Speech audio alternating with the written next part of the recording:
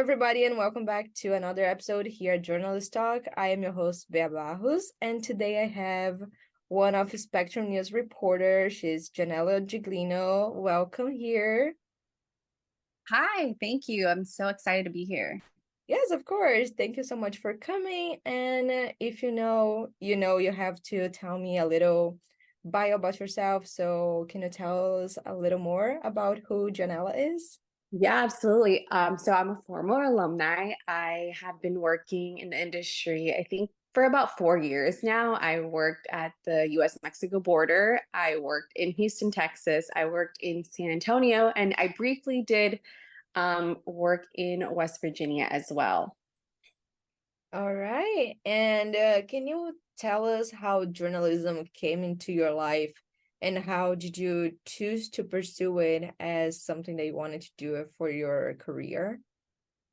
Yeah, I mean, I think a lot of us, we all have a very similar origin story where we are writers and we want to write and we want to have a career as a writer, and journalism kind of felt like that safe writing career where you can get that biweekly paycheck. So for me, I was a writer and I wanted to find a job where I can write, and that was journalism. Broadcast journalism kind of came by surprise. I was in my high school TV show, and then I had a teacher tell me like, "Hey, why don't you just pursue this?"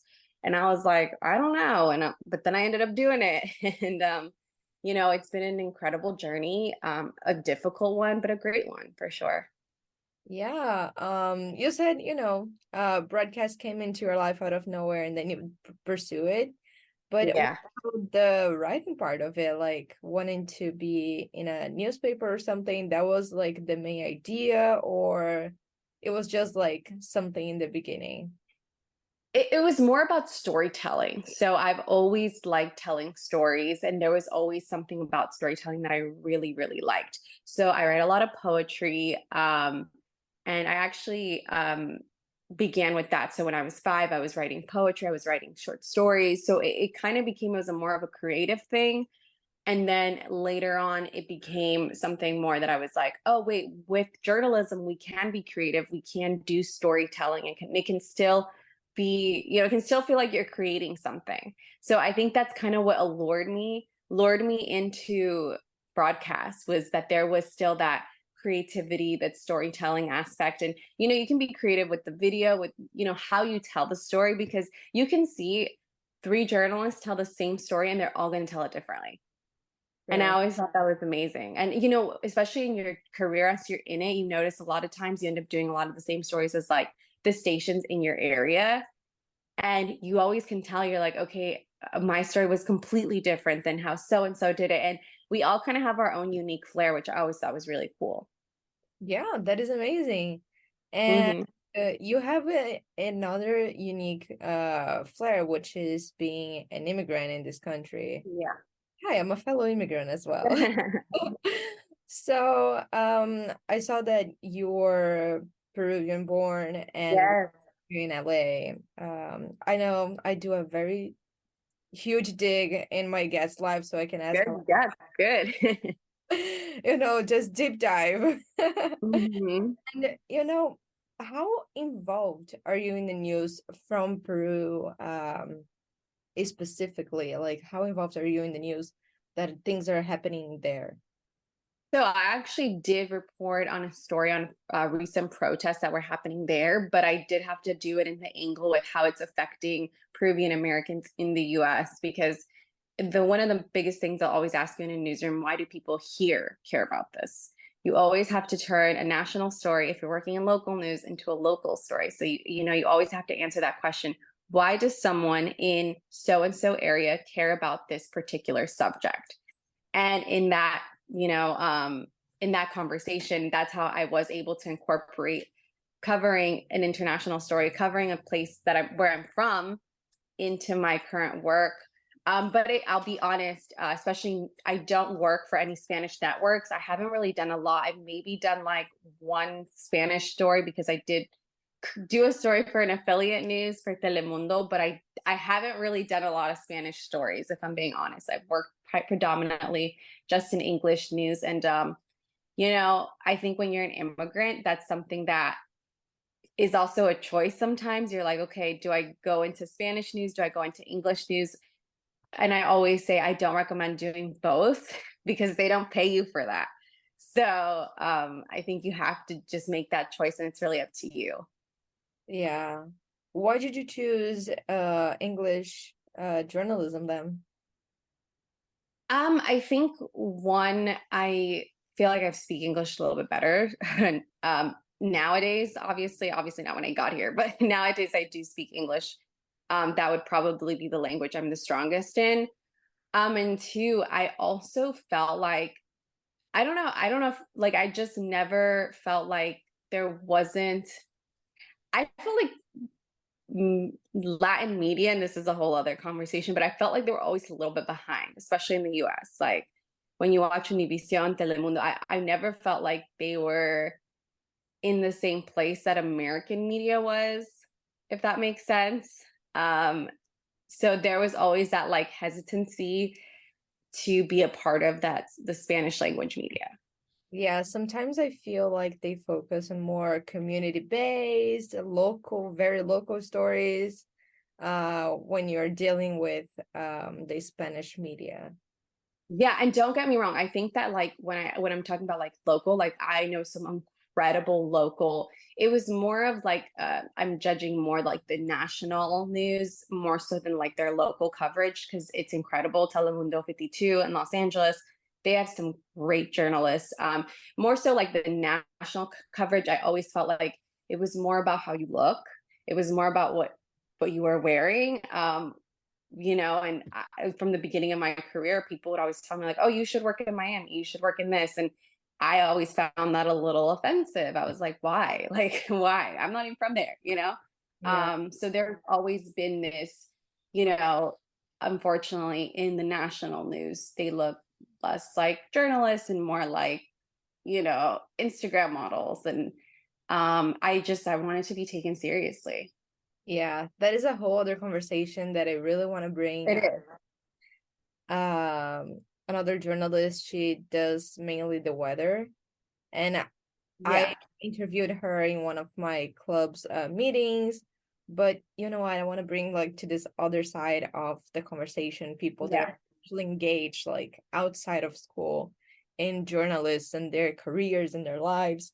Because if you're doing the weather, there's always that stereotype that you have to be wearing dresses and you have to be pretty.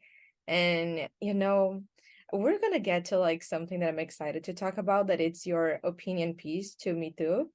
Yes, We're it gonna was. Yeah. I read it like yesterday and today again just to have a refresher. I was like, okay, Yeah. that is a nice, and there's a bunch of cool things that we can talk about. Yeah. But since we're talking about the international coverage, how involved you are in this part, I know that you work a lot. You said that you worked in the US-Mexico border and everything. How do you try, or you plan to try and incorporate more news about Peru or any other place in your journalism?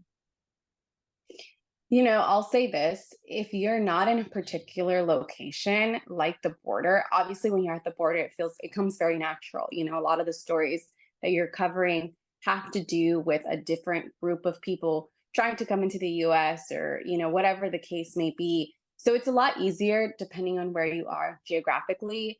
When you're covering local news, sometimes it does get harder and you do kind of have to go out of your way to make sure that you're having a diverse um, group of voices that you're featuring. And so it almost, becomes more of an effort to make sure that you are doing that. And I think I know a lot of journalists, especially like from my generation, we've always really been very adamant about making sure that we are covering as many people as we can, as many different groups of people that we can, that we're not just focusing on one group, that we're focusing on this other group that maybe the traditional media hasn't done.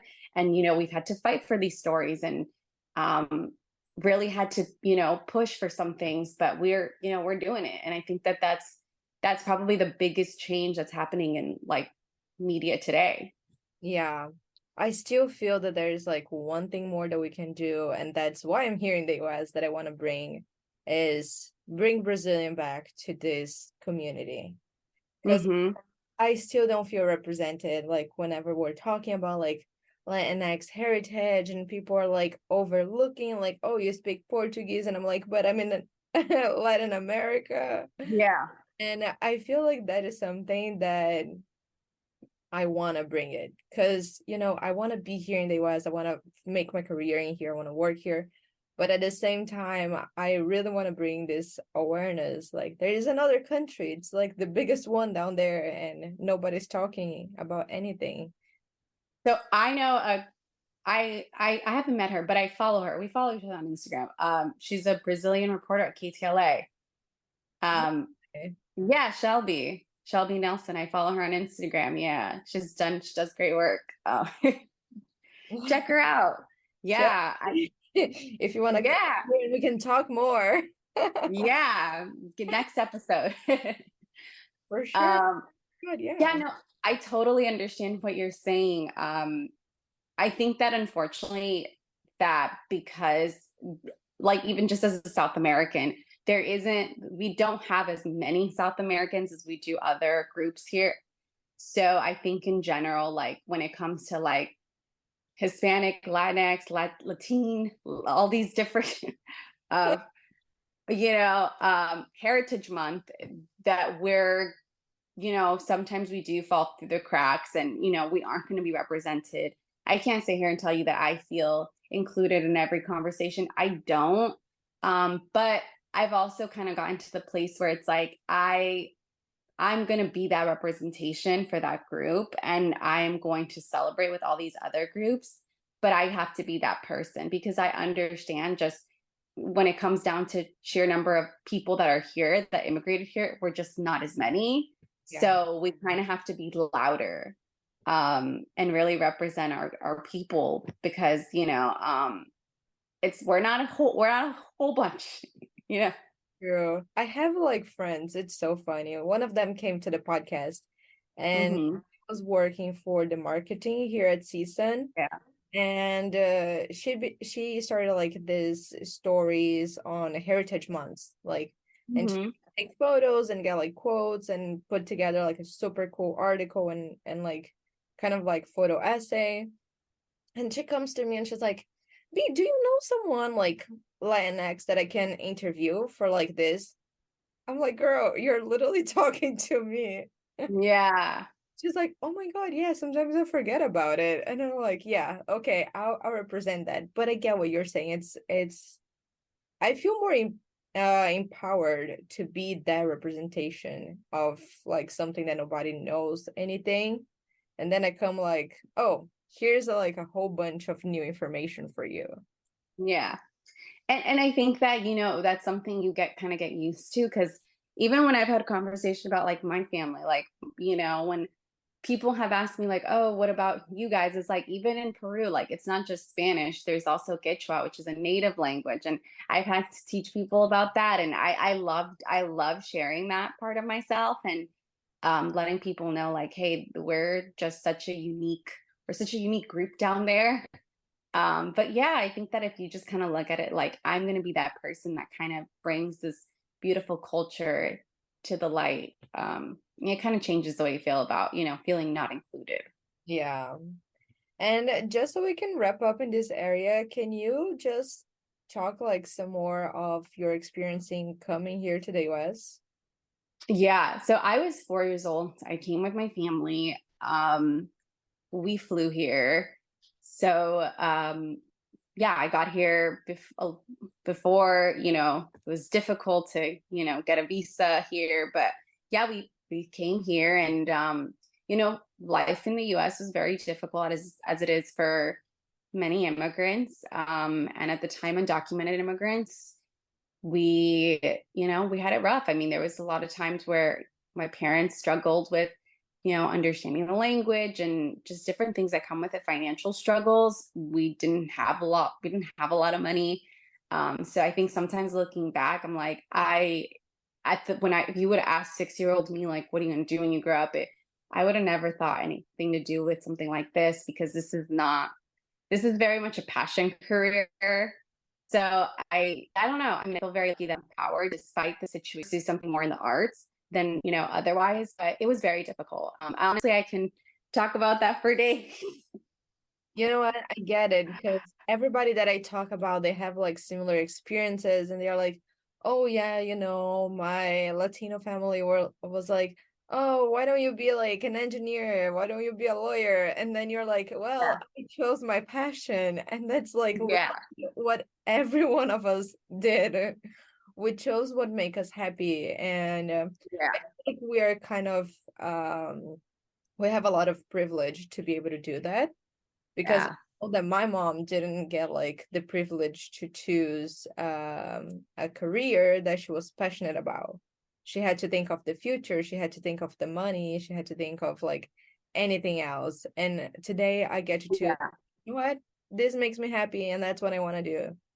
Yeah, I mean, I think that that's really important, and there's a balance to it though, because honestly, sometimes it's like you got to think about the money because you got to live, but you do also have to be happy, so it's a balance. True, that's true. And well, you know what? Let's just go to it, to your article.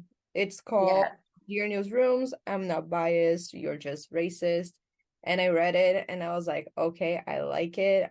I was like, okay, I've been through like some situations super different sometimes because we have different experiences. Every immigrant, every person has a different experience in newsrooms, in the academic, with people in general. We all have like different good and bad experiences.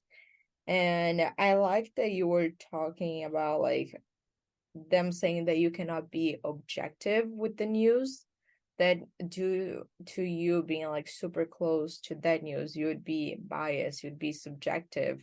But sometimes what we have is facts because we're experiencing, we're living. And it's not like, oh, I'm just going against it because I'm subjective. It's the reality. yeah. I mean, I can't tell you that doesn't kind of this that does kind of continue on as you continue on in your career, and if you're, um, a certain person, and one a marginalized group of people, like if you're part of one of those groups, I can't say that that does change or that gets better as you get more experience. I mean, it doesn't. um there are more supportive newsrooms than others, absolutely, but I think in general, as a whole, the industry is very, I guess, I don't know. It's a difficult industry. I'm trying to describe what that feels like. It kind of feels like, you do feel like more of an expert in talking about a certain subject because you kind of know how to approach it. And, for example, I was going to send you to do a story about, a group of Brazilians that are trying to come into the US. And, you understand, one, there's a language, you can understand them. Two, you probably understand some of their reasoning for wanting to come here, right? And Totally. so you having that familiarity and to be told that you can't do something because of that familiarity that makes you actually a better journalist, it get very incredibly discouraging. And then you almost don't know where to go with that. That's true. But I've heard so many like countless times. Oh, it's okay. English is your second language. Oh, it's okay. You weren't born speaking. Like I am capable enough that I'm here. It's not like Yeah. it's hard for me or anything because I pursued English in a young age. I told my mom that I wanted to go to uh like extracurricular English schools in Brazil when I was 11. I was like, Mom, Yeah. I'm tired to ask you questions about songs that I like and you don't know how to answer me. Like I want to answer them myself. And then Yeah. after, it's not something that I learned like in 2 days. And I was like, oh, well, I'm going to the US. No, it's frustrating and I know it doesn't stop right there, but hopefully it's something that in an ideal time soon, it's gonna, you know, cool off a little bit.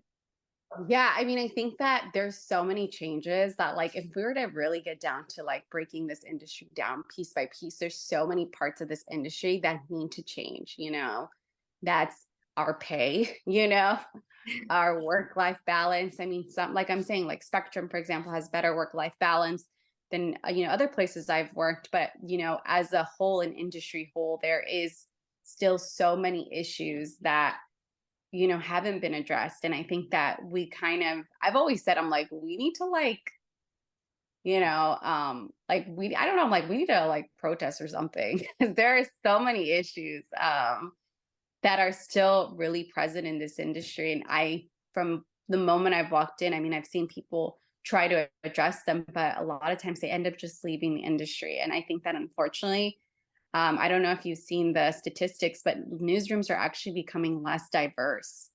So there are less Latinos, Latinx people in newsrooms now than there was when I started. Wow. Well, Hmm. I want to be a new addition to that. Change just Yeah. 0.5%, but you know what? Yeah, and it's heartbreaking because you're like, what? You're like wondering why, but it's like once you're in the industry, you start understanding why so many people are like, I don't know if I want to be in this anymore. I don't know if it's worth it because it's very difficult and there's so many issues that just aren't being addressed. That is true. And you were talking about life balance with work as well. And I read a piece talking about your social media. And Yes, you know what? That is something that I've been talking to so many journalists at the same time. Like, what do you think of that? What do you think of that? And at some point, I decided that, you know what, my personal life, it's a closed Instagram for my friends and people who'd follow me before I went. Not that I'm too public right now, but I have like my podcast, I work at KCSN, I have like my stuff going on. So I want to be known for my work. I don't want people like getting into my personal life. So I have two different accounts, and I think you have only one, but you know what? That's I like do. person's choice. And I want to know like what is your choice for like keeping the same one? Yeah, so the older I got, because I'm also I next year I'm coming out with a book. Um so I Oh, have another part of my, I guess, activity, like life, that I'm going to be part of. So I'm going to be an author, journalist, and have that identity as well. So there was, for me, I needed to also include myself in that part of me, because I am, as an author, I am kind of, it is about me.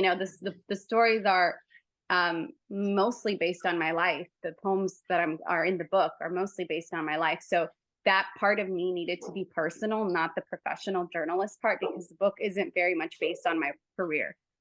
So with that in mind, I have definitely, kind of taken social media and really, like, always, every time I post, I'm like, is this something that my employers can see? And all my employers follow me.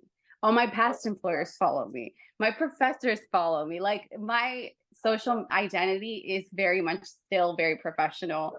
I kind of just got used to it now. I think it's been several years, but it is very difficult in the beginning, especially when you're graduating and you have no idea how to navigate having an identity on there and being a regular, like going to Coachella was like crazy back in the day. It was like, what, you're going to Coachella, and nowadays it's like different.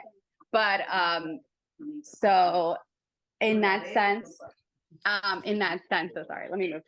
In that sense, like, I think it's important to just kind of know what you want to do with it. Do you want to integrate your personal life, or just, have it be professional?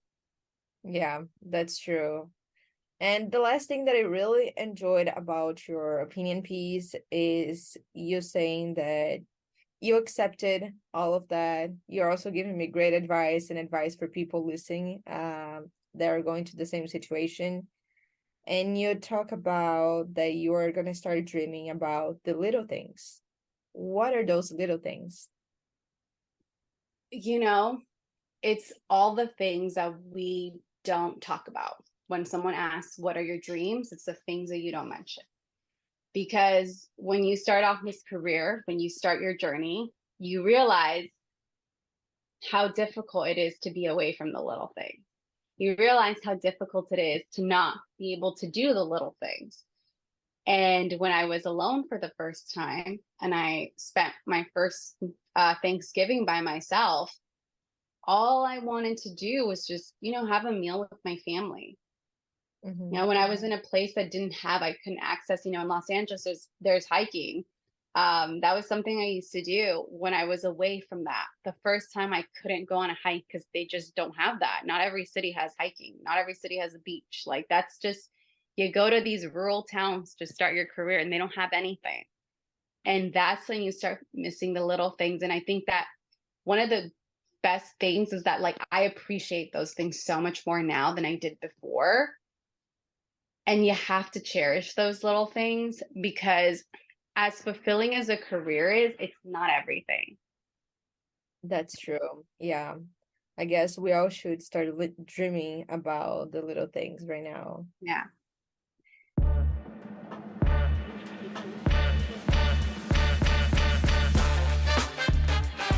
Hey listeners, I have a great news for you. I'm here to incentivize you to create your own podcast just like me.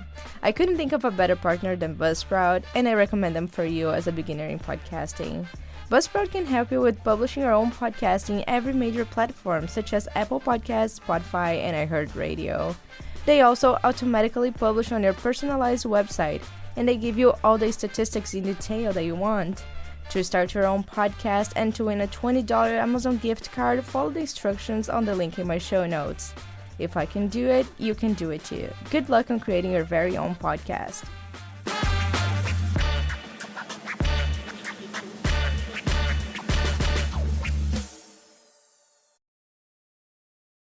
And right now, I'm gonna do the game. I still let's do it. don't know how to name this section of the podcast, but game with Bea, whatever. I don't remember what I said in the first Yeah, one. sounds awesome. Yeah. But it is you telling me a truth, a half truth, and a myth about the industry. Like you've been working 4 years now, so you must know a little bit. So it's a truth, a half truth, and a myth. Yes. Okay. A little challenge for the day. Yeah, this is a little challenging actually. Let me think about it. Okay. All right. Okay. Okay, let's go. Your first job gives you a lot of direction and really teaches you how to get the job done. This one is the truth. I'm not. Oh, am I not supposed to say which one's the truth? Oh, you are supposed to say Oh, which I thought I was making you guess. Okay, sorry. No, no, that's absolutely not. That's the myth. Your first job does not tell you how to do your first job literally hands you a microphone, a camera, and says, go do it. And you're like, do what? And then you had to go and you got to figure it out because no one gives you a manual on how to do this job. You learn it. And the other part is like you have 3 hours to learn how to do this job because you have to turn it in by a certain time. So there is no help there. Okay. The truth is that this job, there are moments where you come home and you do feel very proud of yourself when you've interviewed somebody. And sometimes this doesn't always happen, but those stories, maybe somebody that can help that person sees them and then they reach out to you and then they're like, hey, how can I get in contact with them? Or sometimes the person you interviewed says, hey, thank you just for listening to my story. I just wanted someone to talk to today. Sometimes when you're talking to people that live on the street, sometimes they just tell you, they're like, hey, no one has talked to me in weeks. You're the first person to like address me. So in those moments, you start realizing this isn't just about a little tiny story. This is about giving humans that connection. We're connecting with each other. And that's really what I think is the best part about this industry. And that's honestly what kept me in it. That's good. Yeah. Yeah. And the half truth, I would say, is that there is work-life balance. So while some careers do give you, some stations and networks give you more work-life balance, as I said, in general, you are constantly always thinking about story ideas. You're constantly like, oh, it's something that you just it just kind of happens. You do have to kind of manage that on your own, because remember, the next day they'll ask you in the newsroom, so do you have any story ideas? And then that story idea has to come with, well, who are you going to interview? Who are your experts? Who are you talking to? Do you already have it scheduled? And you already kind of have to have an idea of that. So you're constantly always thinking about the next story, which can get exhausting. You have to know how to like turn it off by yourself. So while there is work-life balance, and yes, some jobs do allow you to work remotely, you're constantly always thinking. So you Okay. have to know how to go to the gym and be like, today I'm not thinking about stress. And it gets really hard. Cause I kid you not, there were some days where I'd be scrolling on social media and I would just start screenshotting things. And I was like, wait, I'm screenshotting things, just potential people I could interview. Like, you're always constantly thinking. So you have to turn it off. You gotta do that yourself. Sometimes everyone has to figure it out. I think that's like probably the hardest thing I've seen. So there is work-life balance, but there isn't. So That's totally true because sometimes I'm on social media, I'm like, this would be a good story. And then I save it. I'm like, oh, you write an article about it. Because I'm like, I contribute to this website and I'm like, I could use that. And then I'm like, okay, no, wait. yeah, Just like here for fun. But yeah, I loved your answers for the game. That was yeah. so fun. I like it. And they are Oh, kind of thank you. different from the previous ones. Oh, I love that. I love that we can all share our perspectives and, give some advice. Oh yeah, for sure. And you were talking about those feel good stories. And well, one of my other questions was what's your favorite story that you reported as a student and when you got into the industry and why? If you want to kind of like mash it up those two things in one. Oh my gosh. I have the worst memory of when I was a student. We did do stories, don't get me wrong. Man, okay. So this is actually a funny story. So one of the stories I did for class, I can't remember which class, but it was a story about the border angels. I'm not sure if you're too familiar with them, but down at the border, they give food to people that are not they don't give food, but they leave food and water in the desert for people that are crossing, as like an aid. Well, And so I did a story on them. Yeah, I did a story on them for a class. And then actually, when I worked at the border, I actually did interview them for I did interview them again for a story, and it was a story about remembering the people who died while crossing the border on Dia de los Muertos. So that was it was kind of like a full circle, like the story I did as a student. Now I'm doing it as a career. So that was different for sure. that is for sure a full circle moment. I feel good. Yeah, that is so cool. Yeah. And Yeah. what was specifically a time that someone that you interviewed like came back to you and thanked you for listening to them or getting these stories out? I know that I'm trying to do the same here because people they don't actually see journalists as people. They see like, oh, she gives me the news. She's on TV. That's her life. Yeah. But you know what? Here in journalist talk, you guys have actually a life. You guys have a voice. It's a tiny little thing, but it's a place where you Yeah. can, show who you are. Yeah.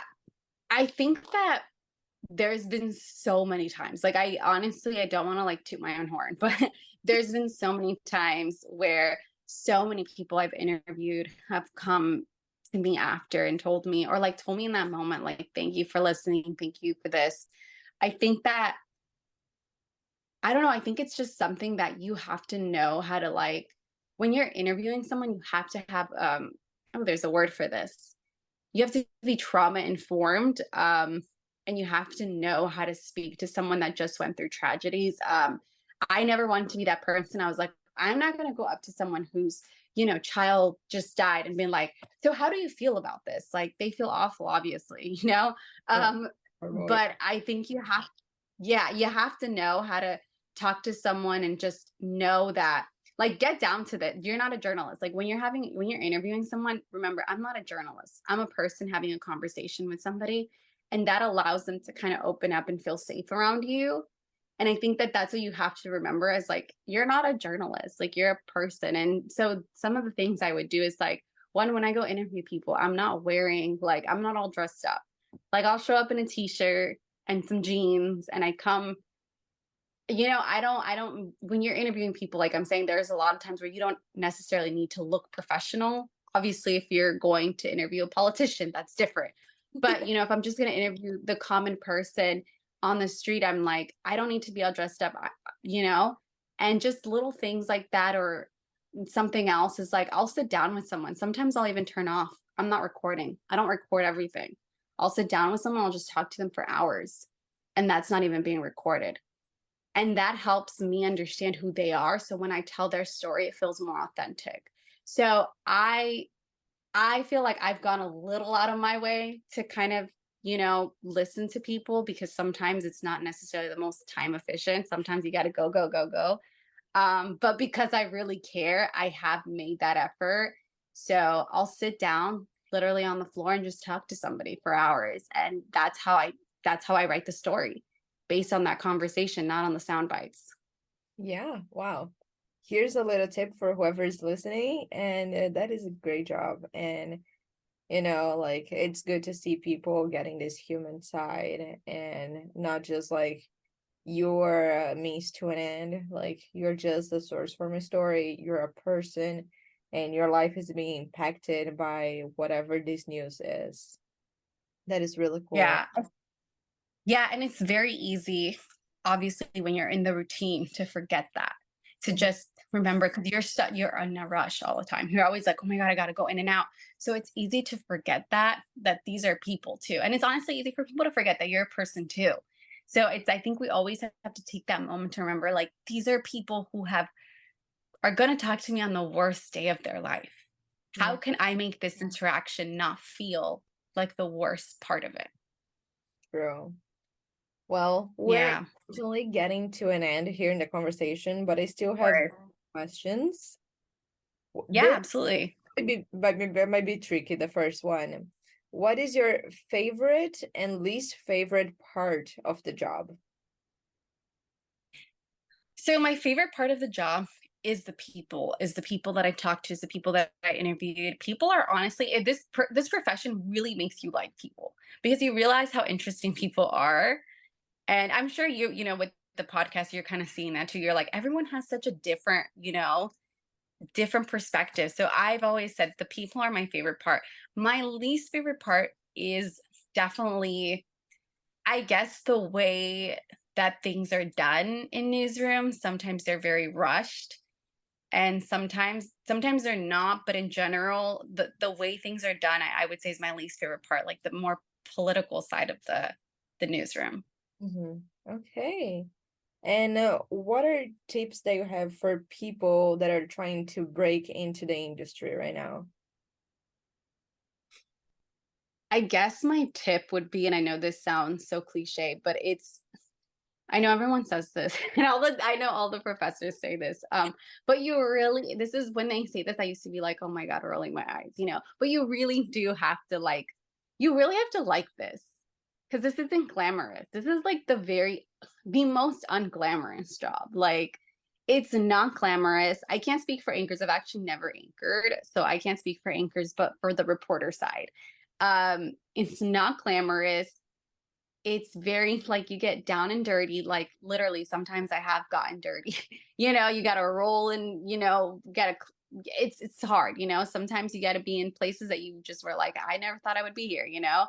I saw you So doing it is. surfed for a story, right? You were For surfing. where? Sorry. You were Yeah, yeah, sometimes you're getting wet in the water, you're surfing. Yeah, like, you have to be, and that's the fun part, honestly. But it's not glamorous, and you really have to love it. And when I say you have to love it, that doesn't mean you have to love being on camera. I've met, like, some of the best journalists that I've met have always said, oh, I get really nervous when I go on camera, but they're amazing storytellers. And obviously there are journalists that are just naturals on camera, and they're just amazing and incredible. But um you have to love the storytelling aspect of it, and you really, really have to love that. And if you don't love it, it's easy to get even more burnt out, because I think everyone gets burnt out in general, that is but true. it'll be worth it. Yeah. Yeah. You have to really find what you love, because for a while when I got into season, I thought that being on camera was my thing. I was like, wow, this is cool. And then I found like radio and podcasting, and I was like, you know what? Just like having a one-on-one looking at the person's eyes. And if like something is recording me, okay, but I am I am so much more like myself when I'm doing audio and just talking and bringing these stories together. I had to be on camera like a week ago, and I was like, whoa, this feels different.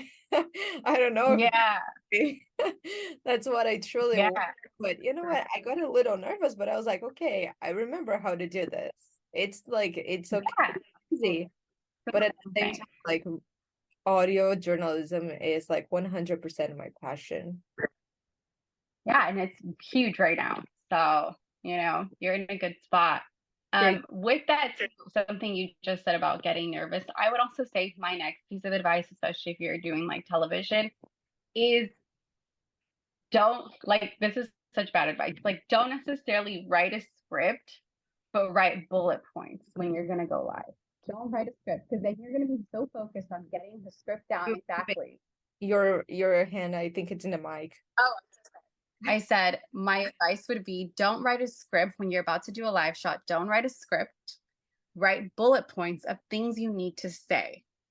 And that's it. Because I used to write scripts. I used to be like, okay, I'm gonna say this exact thing. And then it would be like my turn and I would go. And then it wasn't exact. And I would stumble on my words and I'd be like, and it was awful. And so then eventually I ended up, what I did was instead of just trying to, write, say all the words I wrote, I would just say, okay, wait, these are the main bullet points I need to highlight. That's all I need to say. So Yeah, I would just, stop and just be way more natural, just knowing I just had to mention these things and it didn't matter how I mentioned them. I really like the improv part of like doing a report or something.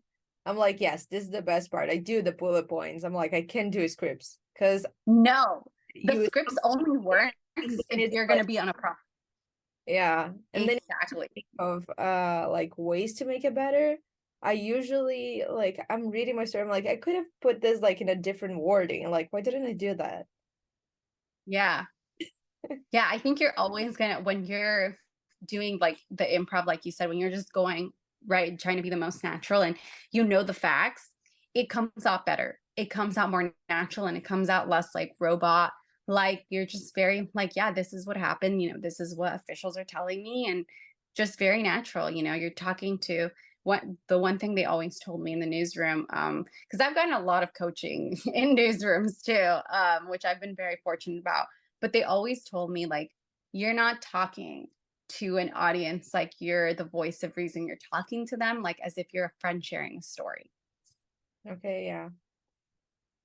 Well, Hmm. that was great tips, great conversation. Thank you so much, Janelle, for coming here. It was so nice to meet you.